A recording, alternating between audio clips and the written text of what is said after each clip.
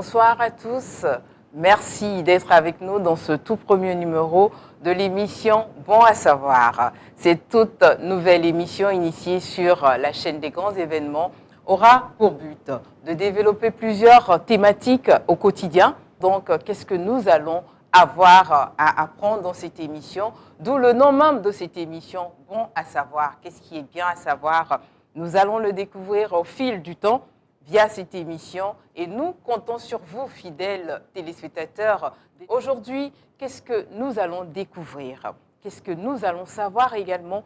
Généralement, nous critiquons un corps donné que nous connaissons peu. Ce corps, nous sommes déjà au Togo, où c'est un corps très peu connu. Nous ne connaissons pas leur réalité, mais nous aimons bien les critiquer. Nous aimons bien les critiquer de par leur intervention. Aujourd'hui, nous avons une personne ressource de ce corps. Pas des moindres, nous recevons pour votre plaisir le colonel Agoro Tchanilé, commandant des corps des sapeurs-pompiers, qui est là avec nous en studio pour répondre à nos questions, histoire de mieux vous édifier, vous qui nous suivez présentement dans cette émission. Nous y allons avec Jean-Pierre Azanledi.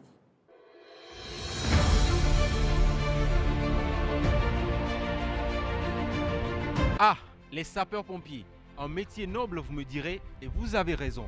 Mais quelle est l'origine de ce métier? Quelle est l'origine de la dénomination sapeur-pompier? Aujourd'hui, dans cette émission, nous nous intéressons à ce métier-là au Togo. Et pour en savoir un peu plus, je vous emmène dans le passé, au cœur de la capitale française, Paris.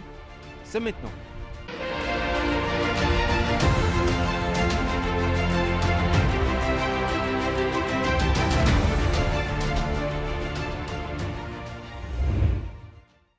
Eh bien, l'histoire nous emmène au 18 septembre 1811 à Paris, jour de la création du bataillon des sapeurs-pompiers de Paris. Vous me direz avant cela comment éteignait-on les feux, et vous avez raison. Mais rassurez-vous, il y avait également les hommes de feu qu'on appelait les gardes-pompes. Mais bon, ils n'étaient pas vraiment à la hauteur de leur fonction, notamment avec les moyens qui étaient à leur disposition, qui n'étaient pas du tout au rendez-vous. En réalité, un an plus tôt, un incendie avait ravagé la salle de bal de l'ambassade d'Autriche. Napoléon, le roi d'antan, tellement furieux, il avait décidé de réorganiser tout cela et il a donc signé un décret portant création du bataillon des sapeurs qui était en charge des pompes de la ville de Paris. Le bataillon, ainsi créé et affecté à la mairie de la ville, passe donc du statut civil au statut de corps militaire. Et il n'hésitait pas à braver le danger des flammes pour sauver des vies. Après 2 siècles d'existence, ce corps s'est vu attribuer de nouvelles compétences en plus des simples incendies, allant même à devenir des secouristes. Les sapeurs-pompiers de Paris deviennent donc des secouristes à part entière depuis la Première Guerre mondiale en 1918 en secourant les personnes qui étaient sur les champs de bataille. D'ailleurs, leur devise c'est « sauver ou périr ». Et vous avez bien compris, c'est très sérieux. Sauver ou périr. Aujourd'hui dans cette émission, nous nous intéressons aux sapeurs-pompiers au Togo. Comment travaillent-ils? Sont-ils à la hauteur de leurs fonctions? Vu l'héritage et l'histoire qu'il y a derrière, nous avons un invité pour répondre à nos différentes questions. Et croyez-moi, c'est bon à savoir.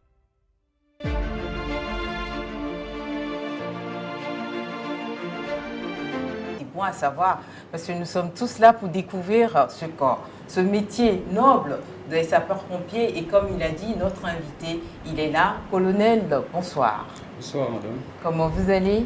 Je vais bien et vous? Ça va, merci. Merci de répondre à notre invitation. C'est à moi de vous remercier. Merci beaucoup. Déjà, avec cette introduction, est-ce que vous pouvez nous présenter ce corps des sapeurs-pompiers? Bien sûr, avec plaisir.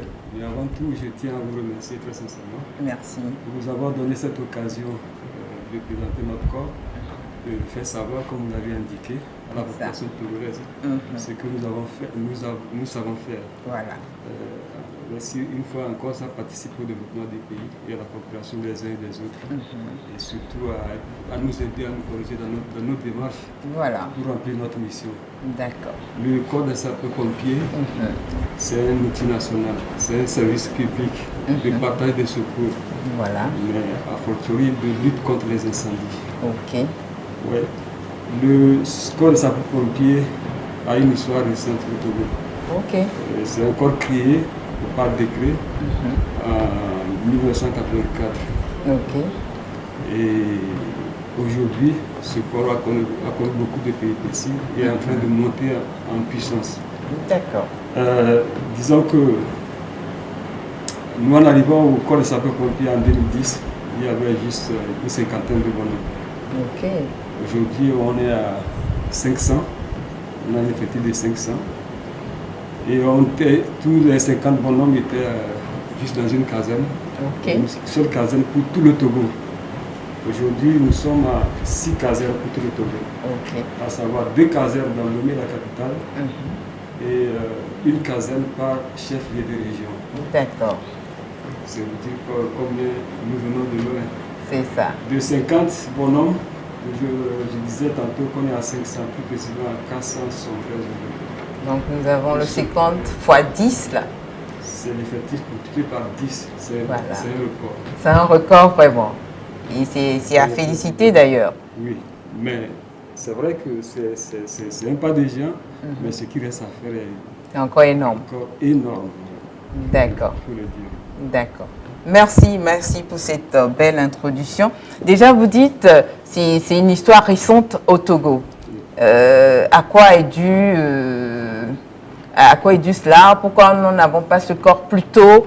Et c'est dans les années 1980 qu'on en vient à débuter avec ce corps-là au Togo? Bon, je disais, dans les années 1980, je n'étais pas encore en activité, j'étais encore étudiant, il faut le dire. Je ne peux pas vous dire qu'est-ce qui a motivé la création du corps. D'accord. Mais est-il que le pays, quand il se développe, en a besoin. Voilà. Et il faut à un moment donné avoir un corps comme ça pour s'occuper de la population.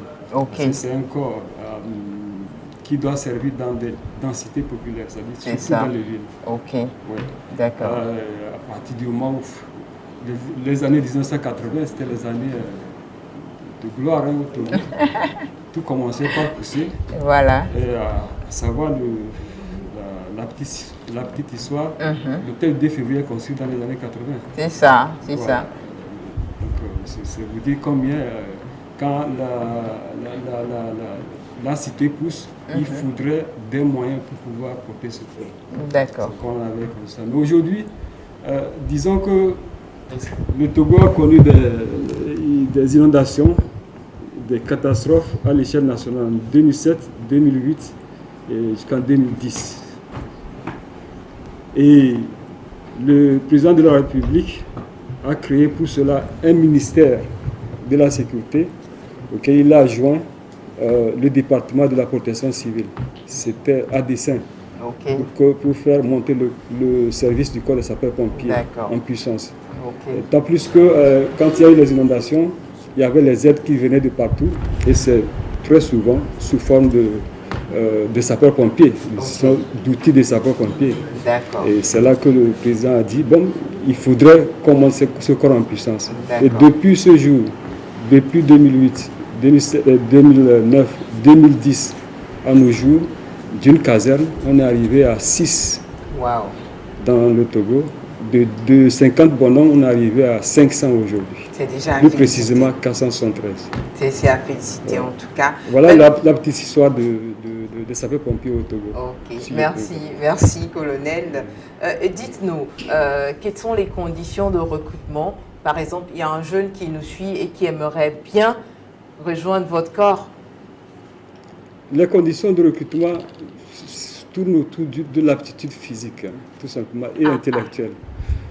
Disons qu'aujourd'hui, quand vous êtes apte à faire le métier de l'armée, à être militaire, vous êtes apte à devenir sapeur-pompier. Donc il faut d'abord être militaire avant? Oui, parce que c'est un corps militaire depuis 2017. Ok. Donc il faut être recruté dans l'armée avant de venir de postuler au sapeur-pompier. Ah. Sinon, c'est à partir de 2017, plus précisément février 2017, que le corps a été rattaché au ministère de la Défense. D'accord. Autrement dit, même quand on était rattaché au ministère de la Sécurité, tout simplement, et régi par la fonction publique, il fallait passer un concours. Voilà. Et après avoir réussi au concours, il faudrait avoir une formation militaire de base avant de venir. Est-ce à dire qu'au Togo, on ne peut pas être volontaire dans ce corps? On peut être volontaire sapeur-pompier, mais pas dans le corps. Il faut être recruté, il faut signer un engagement, il faut être formé pour. Oui. Ouais. Mais on peut être volontaire, sapeur-pompier, ça c'est pas interdit. Et vous savez, tout ce qui est service volontaire doit avoir un service auquel il se rattache, auquel il est arrimé. Donc on voudrait avoir une bonne base du service national, du service professionnel, avant de développer ce service volontaire de sapeur-pompier. Avez-vous des femmes au sein de ce corps? Bien sûr, qu'on a des femmes. Parce que ça ne nous arrive pas souvent de voir ces femmes au quotidien sur le terrain. On a des femmes dans le corps des sapeurs-pompiers. Et ça, des exceptions, oui, on a en masse quand même. Disons, sur 500, on a une trentaine. C'est déjà grand. Faites le calcul, c'est déjà grand. C'est déjà grand. Et ça, c'est une réponse à la demande. Hein. Ça dit que quand on va au recrutement, voilà, sur ceux qui demandent, c'est peut-être 30% ou même parfois moins de 10% des femmes qui se présentent pour être recrutées. D'accord. Ok. Donc, toutes les femmes qui nous suivent présentement, qui aimeraient bien devenir sapeur-pompier, la porte est ouverte? La porte est grandement ouverte pour arriver au sapeur-pompier en tant que femme, en qualité de femme. C'est d'ailleurs un tremplin pour la femme, pour remplir son rôle de femme de secours de la vie, de femme qui sauve, de femme qui sait apporter de l'amour, voilà, à la vie. Donc c'est vraiment concordant, ça rime bien avec le métier de sapeur-pompier. D'accord, d'accord. Et je crois dans votre intervention tout à l'heure, vous avez dit que vous êtes rattaché au ministère de la Sécurité, c'est ça? On était au ministère de la Sécurité. Et maintenant vous êtes rattaché au ministère de la Défense. Ok. Mais quand même, disons, mis à la disposition du ministère de la Sécurité pour emploi. Ok. C'est-à-dire que nous avons un statut militaire. Mais toutes nos missions sont régies toutes nos missions sont commandées par le ministère de la Sécurité et de la Protection civile. Ok, ok. D'accord. Généralement, comme on l'a vu en introduction et selon vous dire, vous êtes souvent associé aux incendies sur le terrain.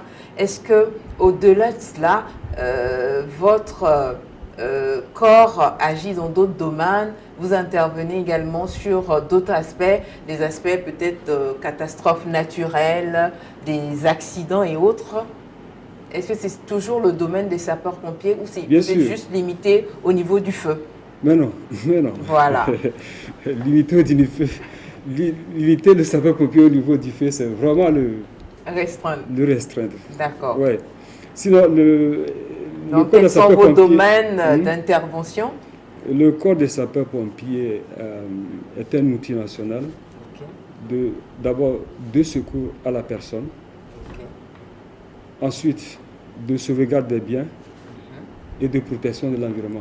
Vous voyez combien c'est vaste. Donc, ce qui se traduit par des tâches simples, à savoir la lutte contre l'incendie que tout le monde connaît, à savoir le secours à victimes des accidents de voie publique. C'est-à-dire que quand il y a un accident sur la voie publique, c'est le sapeur-pompier qui est appelé, c'est lui qui arrive avec son ambulance pour porter secours à la victime de voie publique. D'accord. On fait de l'assistance à personne, c'est-à-dire qu'une personne qui est chez soi, qui est malade, qui ne peut pas se lever, il n'y a pas de secours, il n'y a pas d'homme pour l'aider, il peut faire appel à sapeur-pompier. Quelqu'un qui tombe dans sa salle de bain peut faire appel au sapeur-pompier. Un gars qui tombe de l'arbre peut faire appel au sapeur-pompier. Mais là, nous n'avons pas cette donne. Parce que généralement, on a des accidents à la maison, mais on ne pense pas forcément au sapeur-pompier. Donc désormais, nous avons l'information. Vous avez l'information et désormais, vous pouvez faire confiance au sapeur-pompier. Ou bien. Le sapeur-pompier est là pour apporter assistance et secours à la personne. Pour tout accident qui ne relève pas de l'arme, qui ne relève pas de l'homme. Et même, dans certains cas, on assiste aussi à des gens qui sont blessés par arme. Mais tout ce qui menace l'homme, tout ce qui menace la sécurité de l'homme, qui n'est pas le fait de l'homme, est une mission des sapeurs-pompiers. Voilà, de sapeurs-pompiers. Donc, on fait l'assistance à personne, On fait les faits d'animaux, c'est-à-dire que quand vous avez des animaux qui nuisibles, ben, il faut appeler les sapeurs-pompiers pour venir en aide. Ou bien même au niveau des animaux nuisibles. Vous avez des abeilles qui vous gênent dans votre maison. On appelle les sapeurs-pompiers. Vous avez les sapeurs-pompiers. Ah, c'est bien à savoir de toute manière. Vous vous trouvez bloqué dans un ascenseur, il faut appeler les sapeurs-pompiers. Quel que soit l'incident que vous avez. D'accord. Ouais, vous pouvez faire appel aux sapeurs-pompiers, c'est leur rôle. Bon, on fait de la pollution, c'est-à-dire que quand des éléments dangereux, des liquides dangereux se déversent dans de l'eau, dans de la mer, on vient aussi, par exemple, quand on a des grandes usines qui polluent feu à volonté, on peut appeler les sapeurs-pompiers pour intervenir. C'est vrai ça? Exactement. On a beaucoup d'usines comme ça à Lemay, donc il faut appeler. Oui, s'il y a un incident, il faut appeler les sapeurs-pompiers. D'accord, c'est compris, c'est toujours bien à savoir. C'est leur boulot. Merci beaucoup. Merci de répondre à nos questions ce soir, colonel Agoro.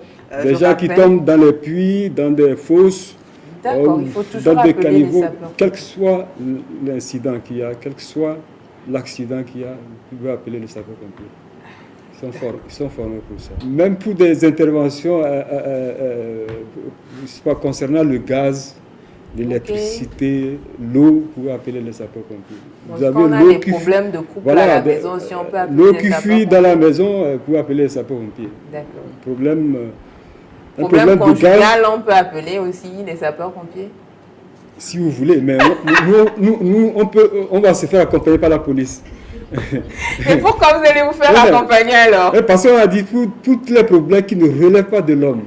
C'est-à-dire que quand c'est des problèmes conjugaux, voilà. Il y en a qui s'en occupent. Mais si vous nous appelez, c'est pas grave. Vous allez venir quand même. On vient quand même, mais accompagner de sachants. D'accord. Autre domaine encore? Oui, le gaz, l'électricité, comme je l'ai dit, vous avez un feu de gaz, vous avez le gaz qui fuit dans une cuisine, vous pouvez faire appel aux sapeurs-pompiers. Ok. Merci de nous informer, merci de mieux nous permettre de savoir tout ce qui tourne autour de ce corps-là, le corps des sapeurs-pompiers. Comme je l'ai dit à l'intro, c'est peu connu au Togo, mais généralement nous parlons de ce corps comme si nous maîtrisons. Aujourd'hui, nous avons le commandant de ce corps avec nous qui nous édifie, qui nous donne plus d'informations par rapport à ce corps. Nous ne pouvons que dire merci. Je rappelle à tout un chacun que nous recevons pour votre plaisir le colonel Agoro Tchanilé, commandant des corps des sapeurs-pompiers ce soir. Commandant, permettez, nous allons y aller avec un élément, je dirais, amateur. Pourquoi? Parce que c'est une personne qui l'a tourné, ce n'est pas une production forcément de la RTDS.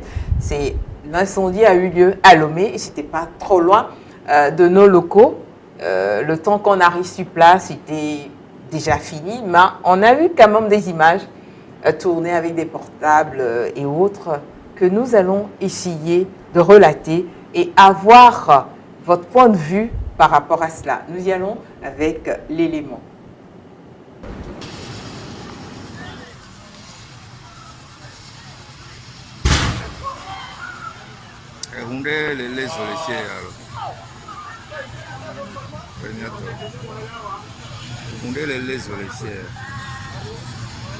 Elle mairie en face de la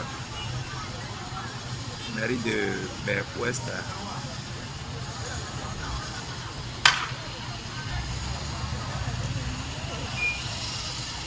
Une fille médecin après la mort de Vadoya. Moi, je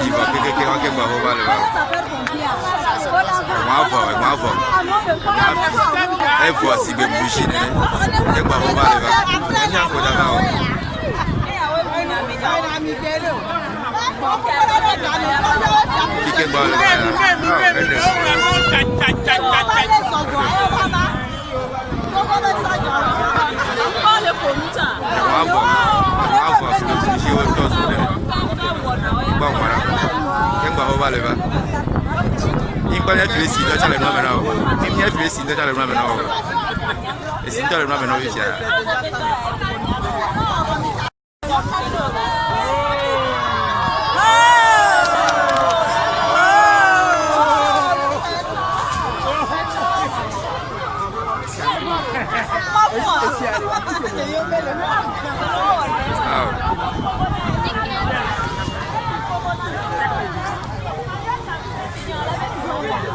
Allez, on va voir. Tu as entraînement, il va là. Mary va en face. Mary va en face. Oh non, non, non, non. Et tu calmes.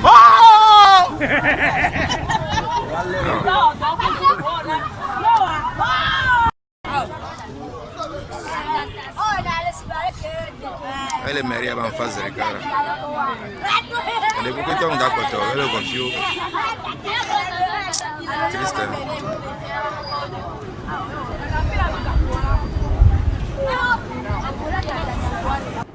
Et voilà, retour en studio après ce bel élément illustratif. Ça, c'est le vécu quotidien de ce corps sur le terrain. Et si je ne me trompe pas, commandant, c'est votre vécu quotidien, ça. C'est notre quotidien, même ça. À la vue de cet élément-là, quel commentaire vous pouvez faire d'entrée de jeu? Ouais, je vois que c'est un véhicule qui brûle. Voilà. Et qui a déjà eu un embrasement généralisé. Et quand souvent, quand on arrive à ce stade, c'est déjà trop tard. Voilà. Pour récupérer. Pourquoi je le dis? Parce que déjà un véhicule qui brûle comme ça, il ne devrait pas brûler comme ça. Dès qu'il y avait la fumée, le chauffeur lui-même pouvait faire quelque chose avant qu'on arrive à ce stade. Ah bon? Oui. D'accord. Parce qu'un véhicule, c'est des dispositions à prendre. Voilà. Pour la prévention des cas comme ça. C'est-à-dire, il faut un extincteur qui marche très bien au bon endroit. Il faut que le conducteur sache bien utiliser cet extincteur. Et ça, c'est obligatoire. Dès qu'il y a les premières fumées, il sort, il sait ce qu'il a à faire. Quand on a un bon permis, on aura déjà tout su. Vous appelez quoi par bon permis? C'est-à-dire que dans le bon permis, tu dois savoir conduire, non seulement conduire, savoir ton code, mais savoir aussi utiliser tout le matériel que tu as qui sont donc dans chaque véhicule, on doit avoir des extincteurs. Tu dois avoir un instincteur dans ton, un ou deux instincteurs dans ton obligatoirement. Véhicule. Mais généralement, quand on rentre dans les véhicules, bon, quand on n'a pas d'instincteur dans le véhicule, ce n'est pas la peine de conduire.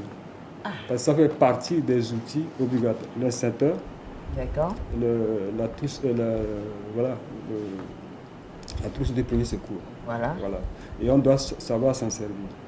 C'est important. Déjà, quand c'est embrasé comme ça, ça dit que le chauffeur n'en a pas.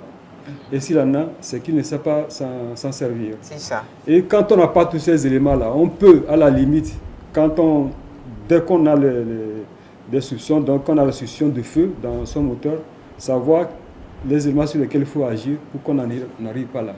On n'a pas d'instincteur, on peut tout de suite couper le moteur. On peut tout de suite enlever les cosses, disjoncter le véhicule. Voilà, d'assister. On ne va pas arriver là. Ça, c'est sûr. Le véhicule est construit ainsi. S'il n'y a pas d'accident, ou vraiment c'est parti cogner quelque chose et des éléments sont partis en lambeaux, libérant tout le carburant qu'il y a là-dessus, on ne peut pas arriver là. Si on a là, c'est que c'est le chauffeur qui n'est pas bon, c'est le véhicule qui n'est pas bon. Ça c'est ça. De deux, il y a eu embrasement parce que l'alerte a été tardive. Voilà.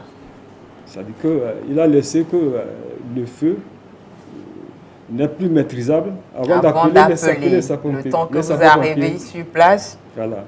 Le temps qu'on arrive sur place, voilà, c'est déjà programme. Même si on éteint, il ne peut pas récupérer ce véhicule. C'est fini. Ce qui a été fait d'ailleurs, ils ont éteint le feu. Voilà, souvent les gens mettent du temps pour appeler aussi.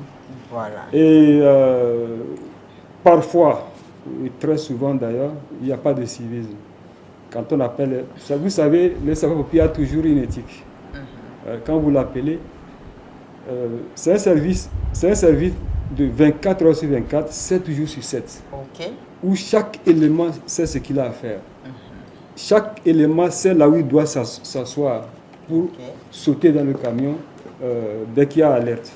Et je vous dis, et je vous le dis, vous pouvez contrôler avec d'autres formes si vous le voulez. Donc on reçoit l'alerte au téléphone. Déjà, sur quel numéro on peut vous joindre? C'est sur le 118. Vous appelez le 112, ça arrive. Mais si vous n'avez pas appelé le 118, il y a beaucoup de numéros que je vais vous communiquer ici. D'ailleurs, qu'on a déjà fait communiquer dans les... Le 118, c'est gratuit? C'est gratuit. Ok. Sur tout le territoire togolais, c'est gratuit. Quand vous appelez, dès qu'on reçoit votre appel et qu'on n'arrive pas à vous identifier, à savoir où est-ce à vous localiser, ben, le temps que le service, c'est le temps que l'élément ou bien l'équipe ou le véhicule démarre, c'est 2 minutes.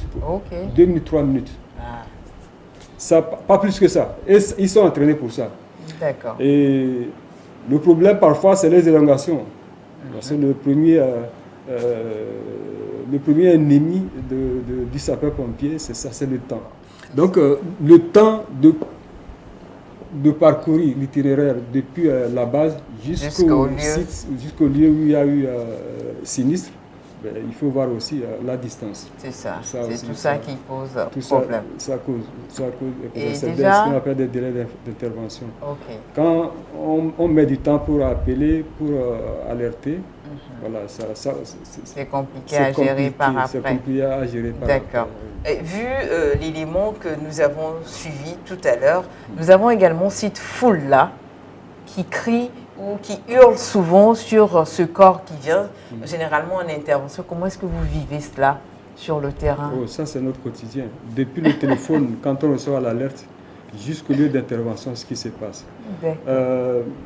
Souvent, les gens crient ouais, c'est maintenant qu'ils arrivent, c'est maintenant qu'ils arrivent. Voilà, ce délai-là. En arrivant, quand il y a l'embouteillage et que les gens ne sont pas... Il n'y a pas beaucoup qui respectent le civisme, ils ne cèdent pas. Il y a ça aussi. Il y a ça. Mais nous, on ne peut pas forcer. On ne peut pas créer le suraccident. C'est-à-dire qu'on demande aux chauffeurs de respecter le code, quelles que soient les circonstances. Ils roulent en respectant le code. Seulement, c'est quand les gens dégagent qui peut faufiler. C'est pourquoi on a la sirène. Mais il y en a, malgré ces sirènes, malgré le feu, ne cèdent pas. Ça cause des retards aussi. Là, je disais le retard d'alerte aussi au départ.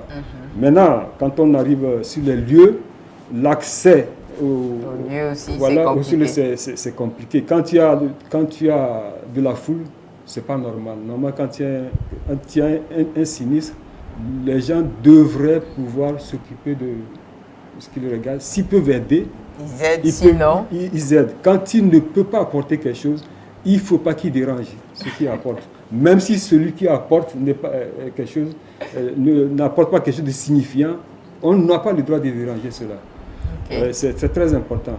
Et souvent, les gens crient sur place là-bas, oh, ils sont arrivés, non, ils n'ont pas d'eau.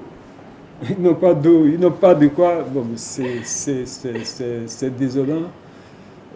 C'est triste parce que quelqu'un ne peut pas passer 24 heures sur 24 couché sous un véhicule, attendre qu'il y a l'alerte pour aller éteindre le feu, alors qu'il sait bien qu'il n'y a pas d'eau dedans. Je ne sais pas si c'est inimaginable. Mais ce que les gens oublient, quand on arrive sur le feu, l'eau là, c'est quoi? La citerne, ça fait 5000 litres.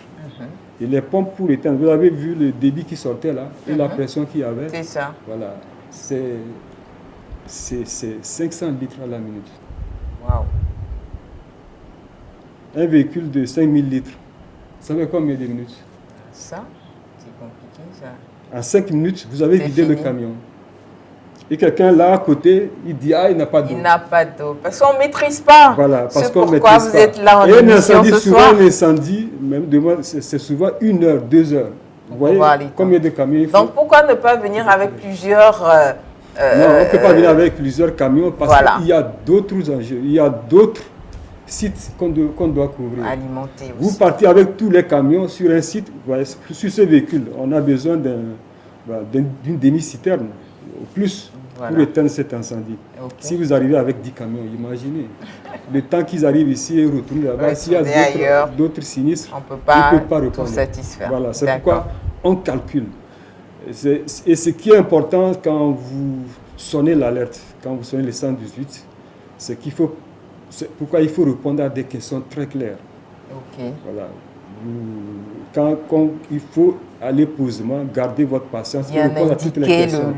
Il va vous indiquer votre nom, il va vous demander votre nom, votre numéro de téléphone il va vous demander de vous lui indiquer le lieu exact. Il va vous demander de quoi il s'agit. C'est très important. Voilà. C'est un feu, c'est un homme qui est tombé, c'est un accident.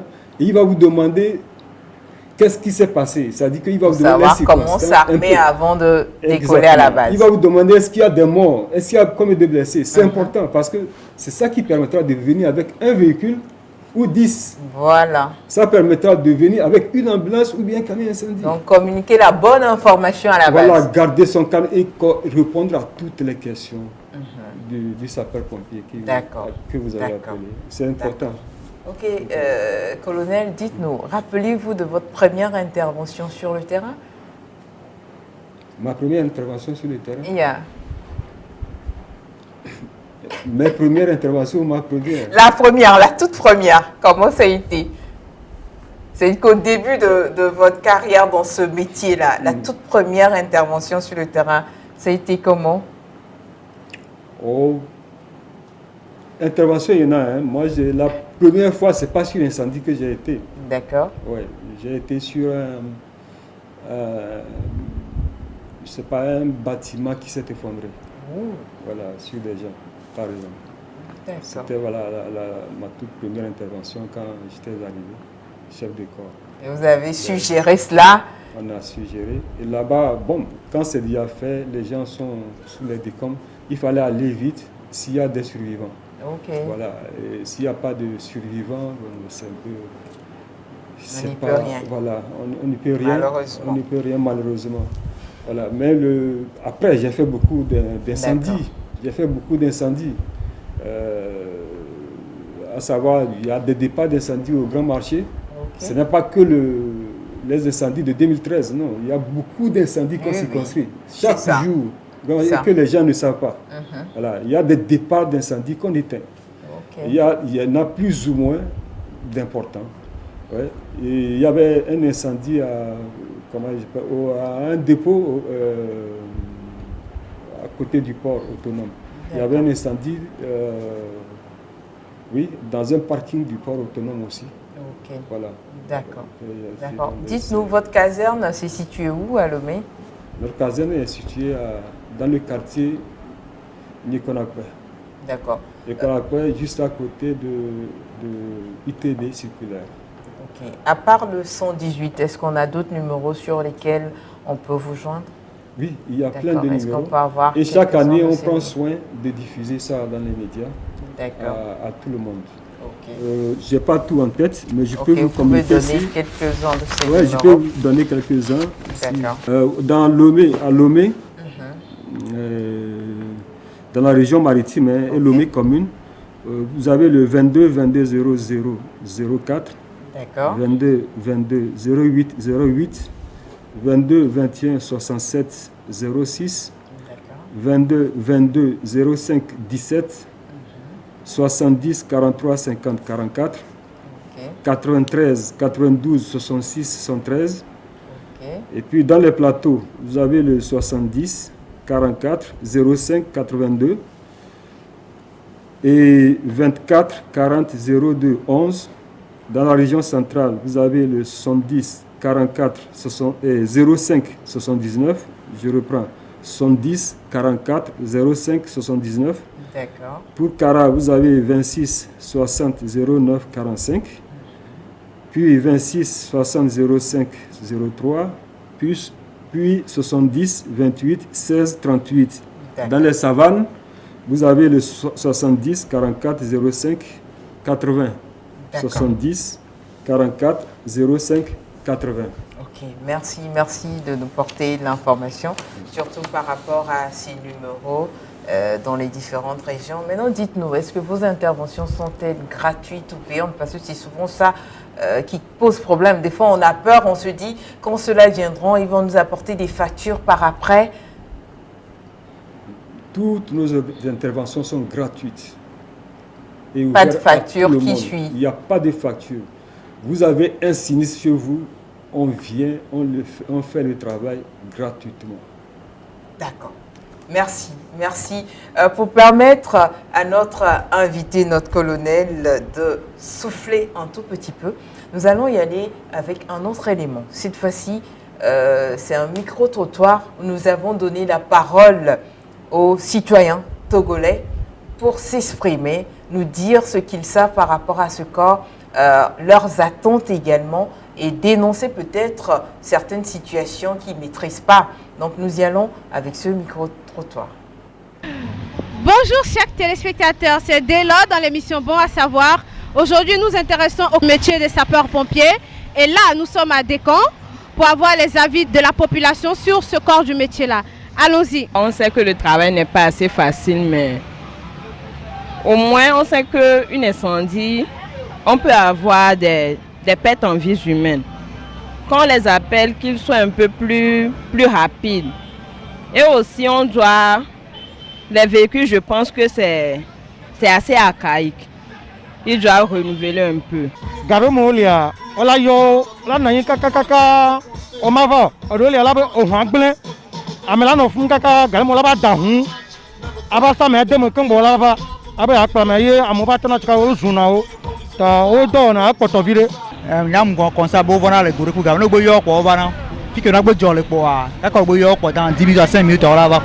Oui, ils traînent.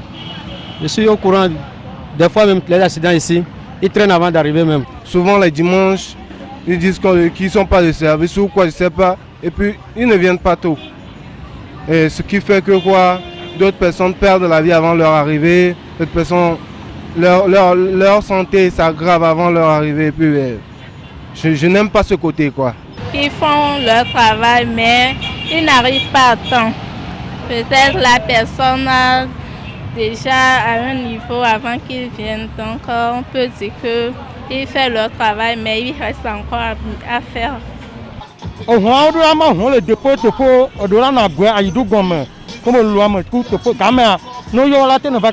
C'est au gouvernement de leur procurer les véhicules de qualité. Il faut que chaque carrefour ait une voiture. Vous voyez, non? Comme au Bénin ou bien au Ghana, Nigeria, comme ça se fait. Jusqu'à deux lycées comme ça, il faut une voiture là-bas. Quand on les appelle, s'il ne vient pas alors, il peut envoyer certaines personnes faire comme les croix rouges. Il peut aider la personne avant qu'il vienne. Nous avons eu les avis des différents riverains, comme quoi d'autres ont donné des avis positifs, d'autres aussi ont donné des avis qui pourront améliorer les conditions des sapeurs-pompiers pour pouvoir sauver des vies humaines. C'était Delors dans l'émission Bon à savoir. J'espère que vous avez aimé notre petit micro-trottoir. Bye bye. Voilà, retour en studio. Colonel Agoro, dites-nous, voilà le micro-trottoir et également les attentes de cette population togolaise que vous servez au quotidien. D'aucuns se plaignent du retard dans vos interventions, nous en avons parlé dans cette émission. D'autres manquent du matériel une fois sur place et d'autres également se plaignent que vous n'avez pas assez de moyens, de véhicules pour intervenir à la fois. Couvrez-vous tout le territoire togolais de manière générale? Oui, madame, je répondais à la question en évoquant juste notre éthique. Voilà. Vous savez, notre éthique dit ceci, l'éthique des sapeurs-pompiers, je veux dire. Quand vous m'appelez, j'accours. Je ne pose pas la question de votre sensibilité politique, sur votre philosophie, sur votre ethnie, que vous soyez compatriote ou étranger, noir ou blanc, jeune ou vieux, mais j'accours. D'accord. Mais vous, quand vous êtes dans la détresse, quelle que soit la vitesse par laquelle je veux vous servir, vous allez toujours voir ça là. C'est ça. Mettez-vous dans la peau de celui qui est en train de mourir, ou bien celui qui est en train de voir et tout mourir. Tout ce qui vient pour secourir est lent. C'est comme ça. Ils ont raison de le dire. C'est pourquoi je leur demande de prendre patience. Voilà, et de se mettre dans la peau du secoureur. Et ces histoires de quoi ils n'ont pas de carburant, ça c'est du passé ça. Jamais, depuis 10 ans et plus, aucun sapeur-pompier n'a dit qu'il n'y a pas de carburant dans son véhicule. Non, il y en a même en Congo. Et ils attendent même à intervenir. D'accord. Quand ils arrivent en retard, c'est parce que vous les avez appelés en retard. D'accord. Vous avez alerté tardivement. Quand ils arrivent en retard, c'est parce qu'il y a de la circulation et que les gens n'ont pas cédé comme il faut pour qu'ils arrivent. Parfois parce qu'ils sont éloignés. Et pour éviter ces élongations, nous avons pris les dispositions. Déjà, le gouvernement a fait un pas de géant en créant des casernes dans chaque chef-lieu de région. Okay. Même à Lomé ici, on en a créé un au nord, voilà, au niveau de l'état-major à Agoy. Et on met chaque jour que Dieu fait un véhicule à 2 gommes devant l'hôtel La Concorde. Si les gens le savent bien, ils peuvent vérifier. Chaque matin, il y a un véhicule là-bas. Un véhicule vers Baguida. Et autour, si ce n'est pas Baguida, vers Sintogo ou dans la région du port, pour pouvoir couvrir l'ouest. Et un véhicule voilà, dans la caserne ici au nord. Et puis, toute la caserne au sud. Donc, on couvre le Lomé dans sa globalité. Sur ces points cardinaux. C'est tout ce qu'on peut faire. C'est vrai que quand on appelle, il faut aller dans des coins les plus reculés où peut-être les routes ne sont pas bonnes aussi. Voilà, ça peut arriver, voilà, ça cause problème. Et dans les chefs de région, pour le moment, on n'a mis que dans les chefs de région. Mais il y a des projets que je ne peux pas tout dévoiler ici. C'est ça. Voilà, où c'est programmé de créer des casernes à l'intérieur du pays, en plus de ce qu'on a déjà, en plus de celles qu'on a déjà sur place, pour couvrir toutes ces situations. Ce que les gens doivent comprendre, c'est que quand on est dans le sinistre, c'est vrai que c'est gênant, on n'a pas le courage. On attend toujours que les choses se fassent beaucoup plus rapidement. Mais celui-là que tu appelles, en tout cas, le sapeur-pompier, il fait de son mieux, il court, il se précipite. Mais c'est que les gens ne le remarquent pas, parce qu'ils sont dans le besoin. Voilà, dans le besoin immédiat. Ils croient que dès qu'on fait comme ça arrive. C'est ça. En tout cas, il faut répondre à toutes les questions qu'on pose. Ça dit que il faut que le sapeur-pompier vienne avec le bon véhicule. Il faut qu'il vienne avec le bon matériel qu'il faut pour te sauver. Il faut qu'il prenne l'itinéraire, le bon itinéraire qui lui permet de venir à vous. Il faut faire face à tous ces embouteillages avant d'arriver. Et lui, non, quel serait un plaisir de... Tu veux sauver une vie et que tu... Non. Il faudrait que nous comprenions tout simplement que vous êtes là pour nous servir. C'est un peu compliqué, je les comprends. Voilà. Mais ce qu'il faut comprendre aussi, c'est que Paris n'est pas construit en un jour. C'est ça. Voilà. En 2010, il n'y a qu'une seule caserne, non seulement pour le Togo, pour Lomé, mais pour tout le Togo. Quand Dapama a besoin d'une assistance, d'un secours, il faut partir. On est toujours parti. On a toujours des missions comme ça. Il faut partir de Lomé. Et ce n'est pas moins de 10 heures de route, de délai d'intervention pour arriver. Aujourd'hui, on a les casernes dans tous les chefs-lieux de région. C'est déjà un grand pas. Et on a réduit les délais d'intervention de 10 heures à 2 heures. Vous voyez, c'est déjà grand. Il y a des projets ici qui sont en cours, pour construire des casernes dans un avenir très proche. Et le chef de l'État est très conscient de ça. Et chaque jour, ça le gangrène par rapport à ça. Je vole pour vous le dire, mais c'est ça. Vous allez voir, dans un avenir très proche, on va créer des casernes dans des lieux enclavés. Parce que le Togo s'est doté d'une SNACRE, on appelle ça SNACRE, le schéma d'analyse d'analyse des risques. Pour la couverture, pour la couverture des risques. Le schéma national d'analyse et de couverture des risques, où on a recensé tout ce qui est risque, risque courant, risque moyen, risque particulier. On essaie de trouver des solutions. On a essayé d'imaginer des solutions pour faire face à ces risques-là. On a un schéma, un livre pour ça.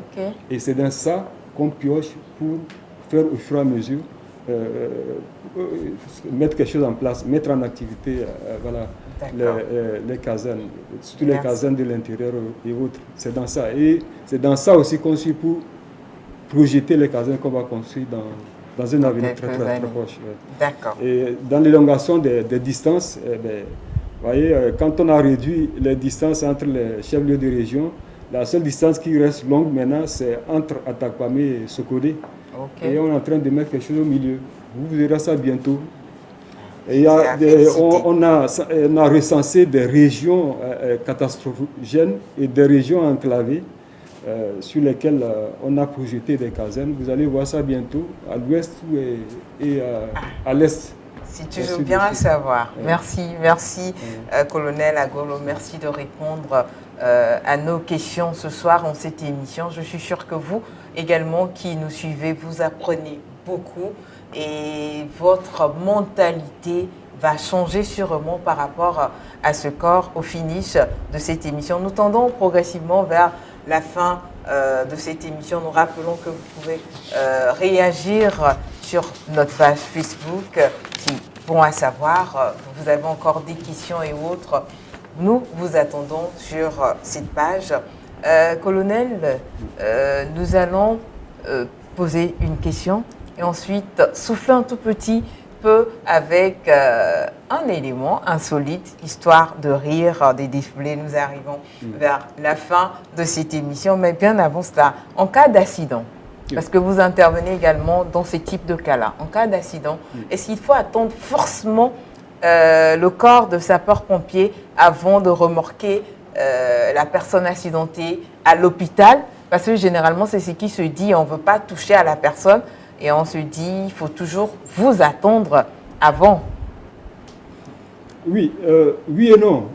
Forcément non. Si dans le groupe, il y a des personnes qui sont bien outillés, voilà, qui ont une compétence pour le faire, ça dit que c'est une formation. Voilà.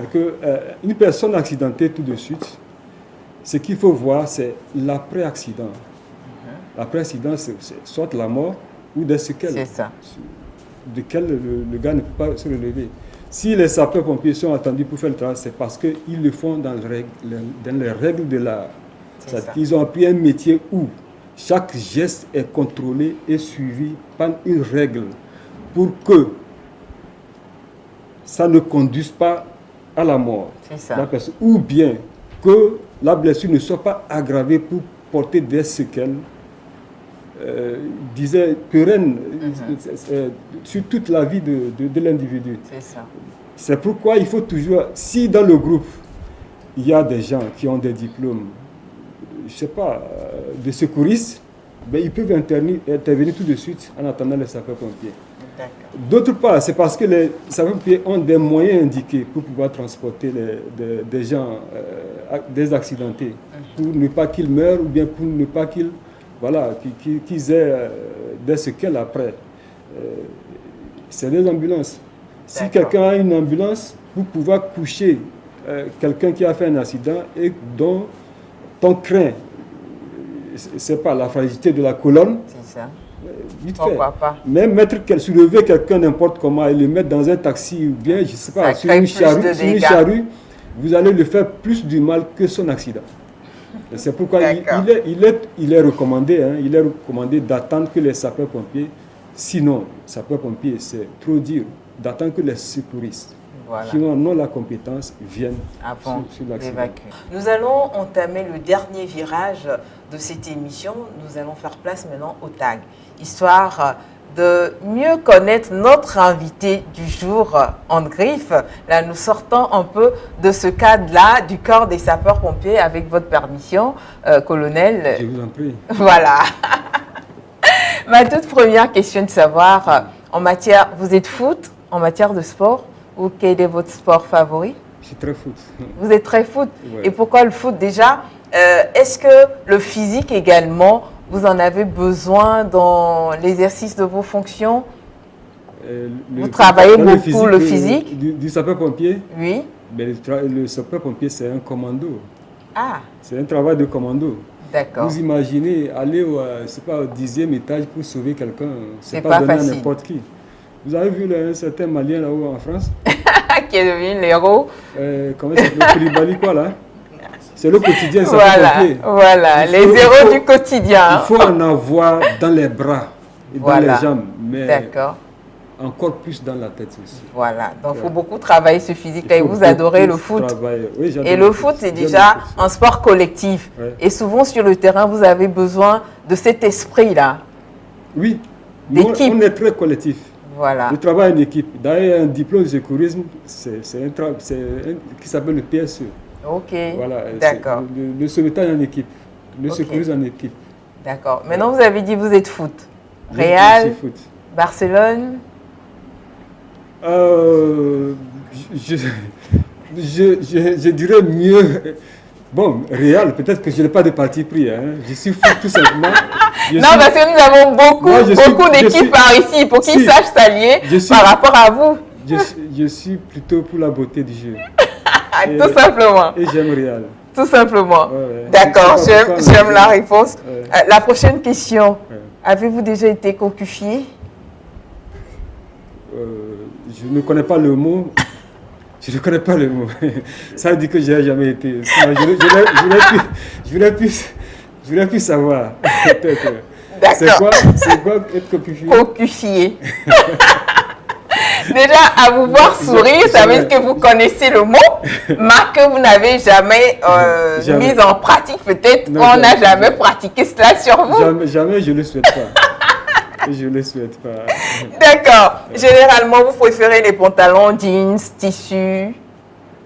Quelle est votre préférence? Oui, c'est ça, simple. Simple. Ouais.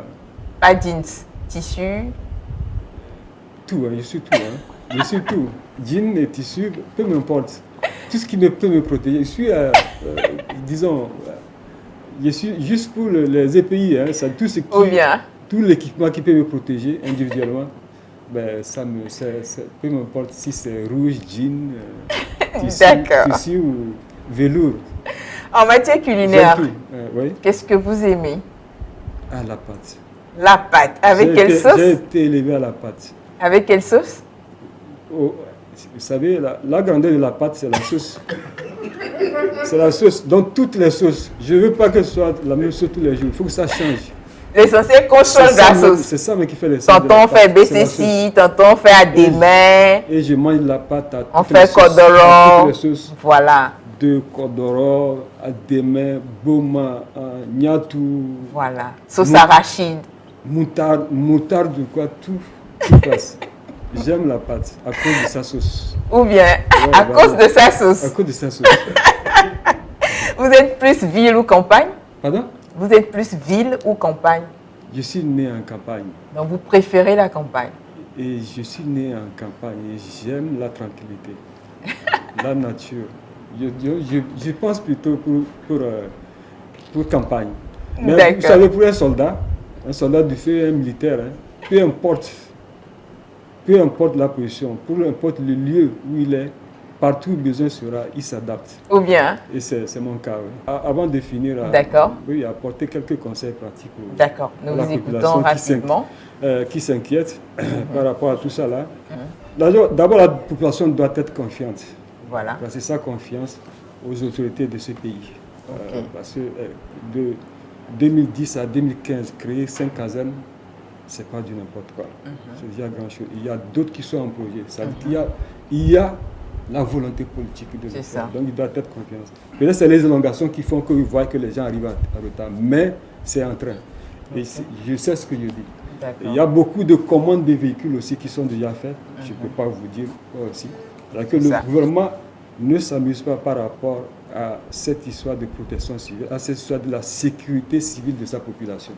Ça, c'est d'un. Le sapeur-pompier, il a un service 24 heures sur 24, 7 jours sur 7. 7 jours sur 7 de travail. Et il en est conscient.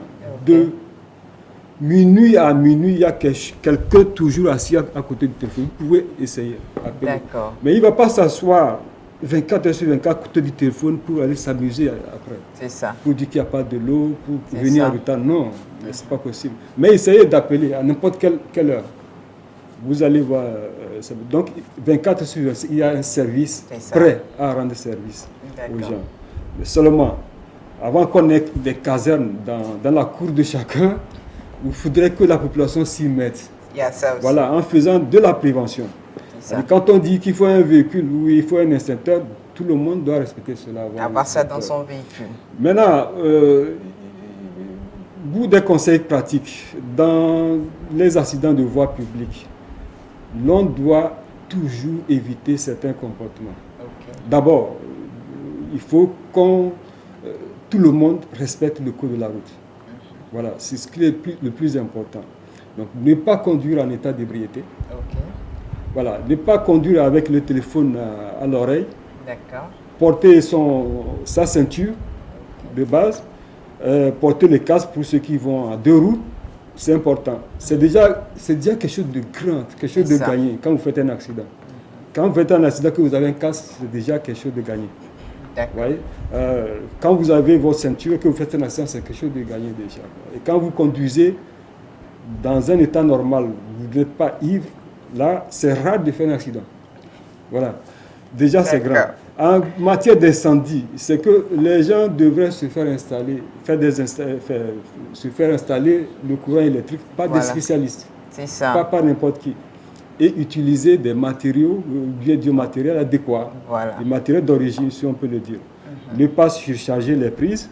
C'est ça. Voilà. Et essayer de décharger les prises quand vous n'avez plus besoin. C'est important. Voilà. Autant de comportements comme ça qui peuvent permettre d'éviter les incendies. Donc, en cas de... Il y a quoi encore? Il y a plein de choses. Si vous avez un feu de gaz, ou bien du gaz qui fuit, essayez d'ouvrir les volets pour ventiler, c'est ça? Pour ventiler, pour que le gaz sorte. Ou bien, le gaz qui fuit, eh bien, le feu sort de la bouteille de gaz. Il ne faut pas se précipiter, il ne faut pas manipuler de façon gauche la bouteille. Il faut aller tranquillement. Même avec un petit doigt, si vous arrivez à mettre votre main entre la flamme et l'orifice, ça va s'éteindre tout de suite. Il ne faut pas paniquer. Ou bien vous cherchez un chiffon mouillé juste pour fermer l'ouverture de la bouteille, le feu s'éteint. Ou bien c'est une poêle, c'est un feu je ne sais pas quoi, de l'huile qui prend le feu, vous cherchez un chiffon mouillé pour fermer sur ça. Ça s'éteint automatiquement. Ça s'éteint automatiquement. En tout cas, merci. Ça s'éteint automatiquement. Merci beaucoup, colonel. De toute manière, nous aurons l'opportunité de vous réinviter dans cette émission. Dans toutes les circonstances, les gens doivent appeler le 118. Voilà. Dans toutes les circonstances. Et vous êtes là pour servir. Quand il y a quelque chose qui vous dépasse et que vous n'arrivez pas à maîtriser, vous appelez le 118 sans problème. Voilà. Seulement, il faut afficher un comportement dans cet appel. C'est-à-dire que vous devez garder votre calme et répondre à toutes les questions de celui qui est à l'autre bout du fil. Il va vous demander votre nom, votre numéro de téléphone, votre quartier, votre adresse. Il va vous demander de quoi il s'agit. Il faut lui dire exactement. Il va vous demander si c'est du feu, c'est un accident, si c'est un arbre qui est tombé. Voilà, c'est important. Il va vous demander si quelqu'un est blessé. Il est blessé où? Il va vous poser ces questions. Quoi faire? Est-ce qu'il y a un seul ou 2 blessés, 3 blessés, 4 blessés? Vous devez répondre à ces questions. Est-ce qu'il y a un mort? Est-ce qu'il y a des gaz qui fuient? Bien, vous sentez qu'on va vous poser toutes ces questions. Il faut garder son calme pour pouvoir répondre. C'est pour permettre aux sapeurs-pompiers de vous aider comme il le faut. Et déjà, quand vous l'appelez, il court. Mais vous, dans votre détresse, vous le voyez lambiner. Et ce n'est pas le cas. Merci, colonel. Malheureusement, le temps imparti pour cette émission nous fait défaut. Donc, excusez pour le contretemps. Merci beaucoup. On aurait beaucoup appris. Déjà, le nom de l'émission, même on parle, bon à savoir. Je crois que ce soir, nous avons beaucoup su par rapport à votre corps que nous ne maîtrisons pas. Vous avez essayé de nous faire connaître au mieux ce corps. Nous ne pouvons que dire merci. Et nous espérons que prochainement, lorsque nous allons vous inviter par ici, vous n'allez pas nous fuir. Non, pas du tout. Au contraire, c'est un plaisir. D'accord. Merci beaucoup, colonel. Si on n'était pas venu plus tôt, c'est à cause d'autres... Des contraintes. Voilà, merci beaucoup. Indépendante de notre volonté. Merci beaucoup, colonel. Voilà, nous arrivons à la fin de cette émission. Nous ne pouvons que vous dire merci d'avoir accepté honoré notre invitation. Merci. Merci également à nos chers téléspectateurs pour ce tout premier numéro de cette nouvelle émission sur votre chaîne des grands événements. Bon à savoir, nous rappelons que c'est également un miroir pour toute entreprise qui aimerait faire connaître son entreprise également. Contactez-nous et nous allons vous recevoir tout simplement dans cette émission. Pour ce soir, nous vous disons tout simplement merci. Merci. Nos programmes se poursuivent sur la chaîne des grands événements.